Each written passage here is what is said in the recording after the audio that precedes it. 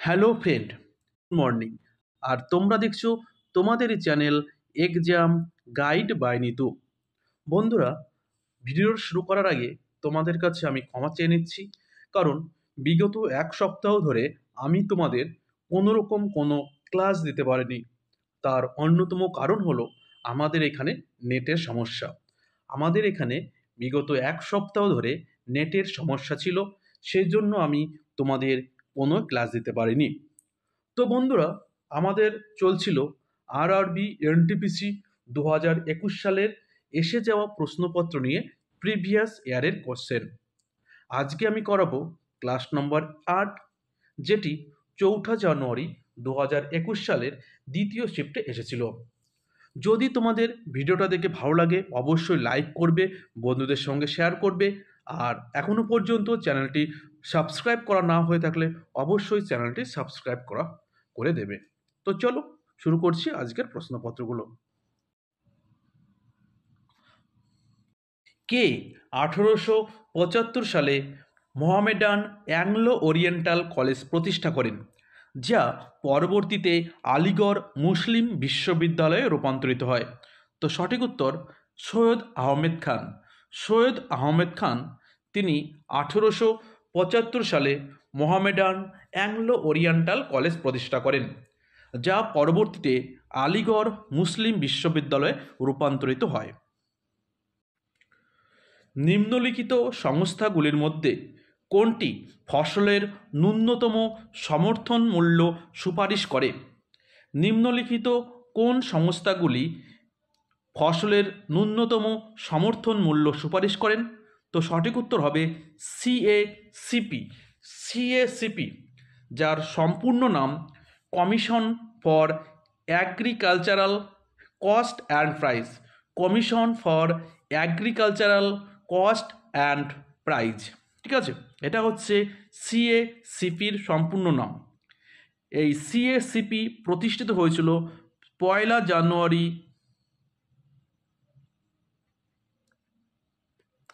1965 সালে।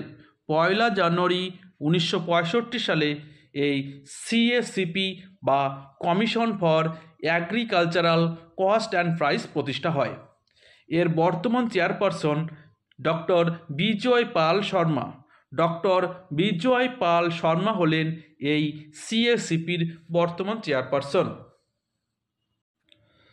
জাতিসংঘের নিরাপত্তা পরিষদের অস্থায়ী সদস্যের মেয়াদ কত বছর? জাতিসংঘের নিরাপত্তা পরিষদের অস্থায়ী সদস্যদের মেয়াদ হলো 2 বছরের। জাতিসংঘের মোট অস্থায়ী সদস্যের সংখ্যা 10টি। অস্থায়ী সদস্য দেশ 10টি এবং স্থায়ী সদস্য দেশ কিন্তু 5টি, ঠিক আছে? অস্থায়ী সদস্য দেশ 10টি এবং স্থায়ী সদস্য দেশ কিন্তু 5টি। গান্ধী স্মৃতি ও দর্শন সমিতি, জিএসডিসি, ঠিক আছে? জিএসডিসি বা গান্ধী স্মৃতি ও দর্শন সমিতি কবে গঠিত হয়? তো সঠিক উত্তর হবে 1984 সালের সেপ্টেম্বর 1984 সালে গান্ধী স্মৃতি ও দর্শন সমিতি গঠন হয়। ভারতীয় ভূখণ্ডের সবচেয়ে দক্ষিণ প্রান্ত কোনটি? ভারতীয় ভূখণ্ডের সবচেয়ে দক্ষিণ প্রান্ত হলো ইন্দিরা পয়েন্ট। ইন্দিরা পয়েন্ট ভারতীয় ভূখণ্ডের সবথেকে দক্ষিণ বিন্দু, আর ইন্দিরা কল ভারতের সবথেকে উত্তর বিন্দু। ইন্দিরা পয়েন্ট দক্ষিণতম বিন্দু এবং উত্তরতম বিন্দু হচ্ছে ইন্দিরা কল। ভারতের পূর্বতম বিন্দুর নাম কিমিথু এবং পশ্চিমতম বিন্দুর নাম ঘোয়ারমোতা, ঠিক আছে? তো ভারতের, আবার বলছি, উত্তর বিন্দু ইন্দিরা কল, দক্ষিণ বিন্দু ইন্দিরা পয়েন্ট। ভারতের পূর্ব বিন্দু কিমিথু এবং পশ্চিম বিন্দু ঘোয়ারমোতা, ঠিক আছে?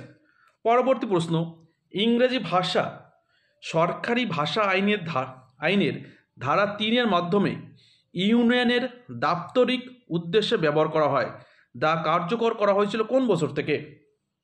তো ইংরেজি ভাষা, যেটা একটি সরকারি ভাষা উদ্দেশ্যে ব্যবহার করা হয়েছিল সরকারি ভাষা আইনের 3 নম্বর ধারা অনুযায়ী কত সাল থেকে? তো সঠিক উত্তর হবে 1965 সাল থেকে। 2020 সাল পর্যন্ত একমাত্র যিনি দুবার পদার্থবিজ্ঞানে নোবেল পেয়েছেন নিম্নলিখিত কে পদার্থবিজ্ঞানে দুবার নোবেল পুরস্কার পেয়েছেন? তো সঠিক উত্তর হবে জন বার্ডিন।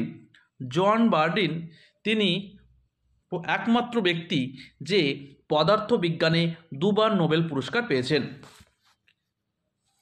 দেখো, নোবেল পুরস্কার দেওয়া শুরু হয় 1901 সাল থেকে। 1901 সাল থেকে কিন্তু নোবেল পুরস্কার দেওয়া শুরু হয়। প্রতি বছর 10ই ডিসেম্বর কিন্তু নোবেল পুরস্কার দেওয়া হয়। আর অর্থনীতিতে নোবেল পুরস্কার দেওয়া হয় 1969 সাল থেকে। অর্থনীতিতে নোবেল পুরস্কার দেওয়া শুরু হয় 1969 সাল থেকে। আর নোবেল পুরস্কার প্রথম দেওয়া শুরু হয় 1901 সাল থেকে। আর প্রতি বছর 10ই ডিসেম্বর নোবেল পুরস্কার প্রদান করা হয়ে থাকে। পরবর্তী প্রশ্ন, ব্লুটুথের উদ্ভাবক কে? ব্লুটুথের উদ্ভাবক কে? তো সঠিক উত্তর হবে জাফ হাডসন। জাফ হাডসন হলেন ব্লুটুথের উদ্ভাবক। পরবর্তী প্রশ্ন, দ্বিতীয় বন্দে ভারত এক্সপ্রেস কাদের মধ্যে চলেছিল? দ্বিতীয় বন্দে ভারত এক্সপ্রেস চলেছিল নয়াদিল্লি এবং কাটরার মধ্যে। নয়াদিল্লি এবং কাটরার মধ্যে এই দ্বিতীয় বন্দে ভারত এক্সপ্রেস চলেছিল। ভারতের প্রথম বন্দে ভারত এক্সপ্রেস চলাচল শুরু হয়েছিল 2019 সালে দিল্লি এবং বারাণসীর মধ্যে। দিল্লি এবং বারাণসীর মধ্যে এই প্রথম বন্দে ভারত এক্সপ্রেস চালু হয়েছিল। ঠিক আছে, প্রথম বন্দে ভারত এক্সপ্রেস চলাচল শুরু হয়েছিল 2019 সালে দিল্লি এবং বারাণসীর মধ্যে। পরবর্তী প্রশ্ন, অ্যাংলো ইন্ডিয়ান সম্প্রদায় থেকে ভারতের রাষ্ট্রপতি কতজন সদস্যকে লোকসভায় মনোনীত করতে পারেন? তো অ্যাংলো ইন্ডিয়ান সম্প্রদায় থেকে ভারতের রাষ্ট্রপতি 2 জনকে নির্বাচিত করতে পারেন বা মনোনীত করতে পারেন। তো সঠিক উত্তর হবে 2 জন। নিচের কোন গ্যাসটি নোবেল গ্যাস? নিচের কোন গ্যাসটি নোবেল গ্যাসের উদাহরণ? তো সঠিক উত্তর হবে আর্গন। আর্গন কিন্তু নোবেল গ্যাসের উদাহরণ। পরবর্তী প্রশ্ন, ভারতীয় সংবিধানে 8ম তফসিলিতে কতটি ভাষা তালিকাভুক্ত করা হয়েছে? ভারতীয় সংবিধানে 8ম তফসিলে মোট কয়টি স্বীকৃত ভাষা রয়েছে? তো সঠিক উত্তর হবে 22টি। ঠিক আছে, 22টি তফসিল স্বীকৃত ভাষা রয়েছে। তো ভারতীয় 8ম তফসিলে কিন্তু এই ভাষার কথা বলা রয়েছে। ভারতীয় সংবিধানে মোট 12টি কিন্তু তফসিল রয়েছে। কতগুলো তফসিল রয়েছে? 12টি কিন্তু তফসিল রয়েছে। পরবর্তী প্রশ্ন, পারমাণবিক শক্তি সংশোধনী বিল কখন সংসদে পাশ হয় যাতে পারমাণবিক বিদ্যুৎ উৎপাদনে পাবলিক সেক্টরের উদ্যোগের মধ্যে যৌথ উদ্যোগের অনুমতি দেওয়া হয়? পারমাণবিক শক্তি সংশোধনী বিল কখন পাশ হয় সংসদে, যেখানে বলা হয়েছে পারমাণবিক বিদ্যুৎ উৎপাদনে পাবলিক সেক্টরের উদ্যোগের মধ্যে যৌথ উদ্যোগের অনুমতি? তো সঠিক উত্তর হবে সাল 2012 সালে। আমাদের দেহে চর্বি সঞ্চয়কারী কলা বা টিস্যু কোনটি? আমাদের দেহে চর্বি সঞ্চয়কারী কলা বা টিস্যু কোনটি? তো সঠিক উত্তর হবে অ্যাডিপোস টিস্যু। আমাদের শরীরে চর্বি সঞ্চয়কারী কলা হলো অ্যাডিপোস টিস্যু। পিঁপড়ের হুলে কোন অ্যাসিড থাকে? পিঁপড়ের হুলে কোন অ্যাসিড থাকে? তো সঠিক উত্তর হবে মিথানোয়িক অ্যাসিড। পিঁপড়ের হুলে থাকে মিথানোয়িক অ্যাসিড। টার্টারিক অ্যাসিড থাকে কিসে? তেঁতুলে। ল্যাকটিক অ্যাসিড থাকে দুধে। ঠিক আছে, তোমরা বলবে অ্যাসিটিক অ্যাসিড কোথায় পাওয়া যায়। অ্যাসিটিক অ্যাসিড, ঠিক আছে, অবশ্যই কমেন্ট করে বলবে অ্যাসিটিক অ্যাসিড কোথায় পাওয়া যায়। ভারতে প্রথম ব্রিটিশ প্রেসিডেন্সি কোথায় প্রতিষ্ঠিত হয়েছিল। ভারতে প্রথম ব্রিটিশ প্রেসিডেন্সি প্রতিষ্ঠিত হয়েছিল সুরাটে। সম্বর হ্রদ কোথায় অবস্থিত। তো সম্বর হ্রদ কিন্তু রাজস্থানে অবস্থিত। কোথায় অবস্থিত? রাজস্থানে। এই সম্বর হ্রদ একটি লবণাক্ত জলের হ্রদ। ভারতের শ্বেত বিপ্লবের জনক কাকে বলা হয়। ভারতের শেষ বিপ্লবের জনক বলা হয় ভার্গিস কুরিয়ানকে। ভার্গিস কুরিয়ান ভারতের শ্বেত বিপ্লবের জনক। আর ভারতের সবুজ বিপ্লবের জনক এই এম.এস. স্বামীনাথন। ভারতের সবুজ বিপ্লবের জনক বলা হয় এম.এস. স্বামীনাথনকে এবং শ্বেত বিপ্লবের জনক বলা হয় ভার্গিস কুরিয়ানকে। পরবর্তী প্রশ্ন, ট্যাক্সোল কোন উদ্ভিদ থেকে আহরণ করা হয়। ট্যাক্সোল কোন উদ্ভিদ থেকে আহরণ করা হয়। তো সঠিক উত্তর হবে চির। ঠিক আছে। ভারতের প্রথম যাত্রীবাহী ট্রেন কখন চালানো হয়েছিল। কোন বছর ভারতের যাত্রীবাহী ট্রেন চলাচল শুরু হয়েছিল। তো সঠিক উত্তর হবে 1853 সালে। 1853 সালে বোম্বে থেকে থানে পর্যন্ত ভারতে প্রথম যাত্রীবাহী ট্রেন চলাচল হয়েছিল, বোম্বে থেকে থানের মধ্যে। ঠিক আছে, তো যাত্রীবাহী ট্রেন প্রথম চলাচল করেছিল 1853 সালে বোম্বে থেকে থানের মধ্যে। ফতেহপুর সিক্রির বুলওয়ান দরজাটি আকবর তার ড্যাশ বিজয় উদযাপনের জন্য নির্মাণ করেছিলেন। তো বুলওয়ান দরওয়াজা যেটি ফতেহপুর সিক্রিতে অবস্থান করছে, এটি আকবর গুজরাট বিজয় উদযাপন করার জন্য তৈরি করেছিল। তো বুলওয়ান দরওয়াজা আকবর তার গুজরাট বিজয়কে স্মরণে রাখার জন্য এইটি নির্মাণ করেছিলেন। নভেম্বর 2020 পর্যন্ত ভারতে কতগুলি পারমাণবিক শক্তি চুল্লি কাজ করছে। তো নভেম্বর 2020 অনুযায়ী ভারতের পারমাণবিক শক্তি চুল্লি হলো মোট 22টি। 2020 অনুযায়ী ভারতের পারমাণবিক শক্তি চুল্লি হলো 22টি। কোন সালে দিল্লির জামা মসজিদের নির্মাণ কাজ শেষ হয়। দিল্লির জামা মসজিদের নির্মাণ কাজ শেষ হয়েছিল কত সালে। তো সঠিক উত্তর হবে 1656 সালে। 1656 সালে দিল্লির জামা মসজিদের নির্মাণ কাজ শেষ হয়েছিল। GSAT-31 হলো একটি কি। GSAT-31 হলো একটি টেলিকমিউনিকেশন স্যাটেলাইট। GSAT-31 হলো একটি টেলিকমিউনিকেশন স্যাটেলাইট। নভেম্বর 2020 পর্যন্ত ভারতের নতুন হাইকোর্ট কোথায় নির্মিত হয়েছিল। নভেম্বর 2020 অনুযায়ী ভারতের নতুন যে হাইকোর্ট নির্মিত হয়েছে সেটি হলো অমরাবতী। অমরাবতী ভারতের নতুন হাইকোর্ট। টেলিকম ক্ষেত্রে টেলিকম ক্ষেত্রে আইএসপি এর সম্পূর্ণ নাম কি। তো সঠিক উত্তর হবে internet service provider. Internet service provider, এটা হচ্ছে আইএসপি এর সম্পূর্ণ রূপ। ভারতীয় রিজার্ভ ব্যাংক কবে প্রতিষ্ঠিত হয়েছিল।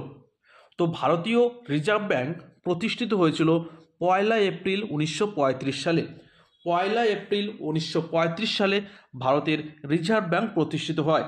কোথায় এই ভারতীয় রিজার্ভ ব্যাংকের সদর দপ্তর কোথায়? মুম্বাইতে। মুম্বাই ভারতের রিজার্ভ ব্যাংক অফ ইন্ডিয়ার সদর দপ্তর।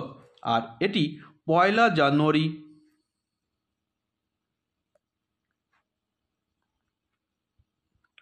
1949 সালে জাতীয়করণ হয়েছিল। 1 জানুয়ারি 1949 সালে রিজার্ভ ব্যাংক অফ ইন্ডিয়ার জাতীয়করণ হয়। স্বচ্ছ সার্ভে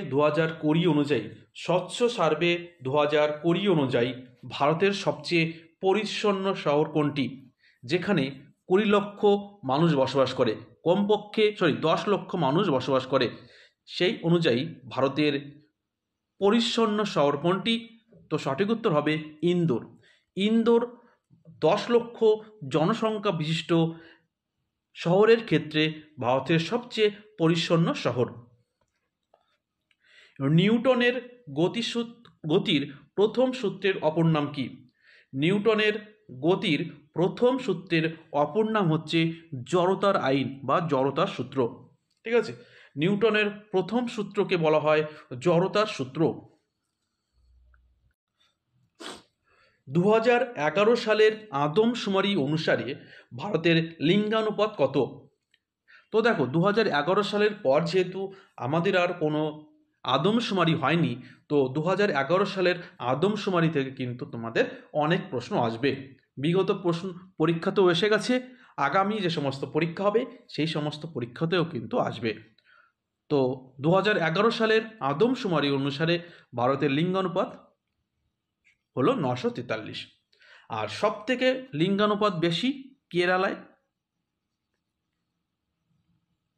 সেখানে 1084 জন প্রতি 1000 জন ছেলেদের মধ্যে। আর সব থেকে কম কিন্তু হরিয়ানার লিঙ্গানুপাত সব থেকে কম, সেখানে হচ্ছে 879 জন প্রতি 1000 পুরুষের মধ্যে। পরবর্তী প্রশ্ন, বিশিষ্ট সমাজ সংস্কারক ও নারী শিক্ষাকর্মী পণ্ডিত রামাবাঈ সরস্বতী ছিলেন একজন ড্যাশ পণ্ডিত। তো তিনি ছিলেন একজন সংস্কৃতের মহান পণ্ডিত। ঠিক আছে, বিখ্যাত পণ্ডিত রামাবাঈ সরস্বতী ছিলেন সংস্কৃত সাহিত্যের একজন পণ্ডিত। পরবর্তী প্রশ্ন, ইউনিসেফের সদর দপ্তর কোথায়? তো ইউনিসেফের সদর দপ্তর কিন্তু নিউ ইয়র্ক। ইউনিসেফের সদর দপ্তর কিন্তু কোথায়? New York.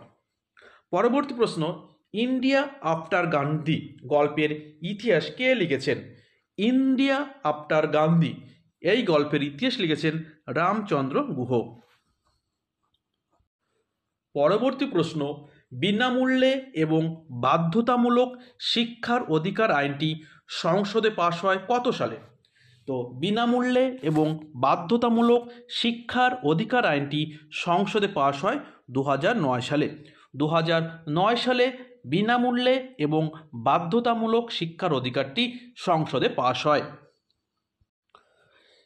পরবর্তী প্রশ্ন, যে আইনটি বিধবাদের পুনর্বিবাহের অনুমতি দেয় এটি কোন বছর পাশ হয়েছিল? তো বিধবা বিবাহ এটি পাশ হয়েছিল 1800 কত সালে? 1856 সালে। 1856 সালে বিধবা পুনর্বিবাহ আইন পাশ হয়। ঠিক আছে, কার প্রচেষ্টায়?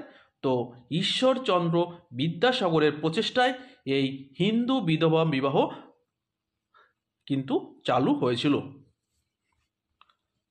সুশীল কুমার অলিম্পিকে পদক জিতেছেন কোন ক্ষেত্রে? কোন খেলার জন্য সুশীল কুমার অলিম্পিকে পদক জিতেছে? তো সঠিক উত্তর হবে কুস্তি। সুশীল কুমার তিনি কুস্তিতে অলিম্পিকে পদক জিতেছে। তো সুশীল কুমার ভারতের হয়ে অলিম্পিকে 2টি পদক পেয়েছে। তিনি 2008 সালে বেজিং অলিম্পিকে ব্রোঞ্জ এবং 2012 লন্ডন অলিম্পিকে রূপোর পদক পেয়েছেন। ঠিক আছে, তো লন্ডন অলিম্পিক 2012-তে সুশীল কুমার রূপোর পদক পেয়েছিল এবং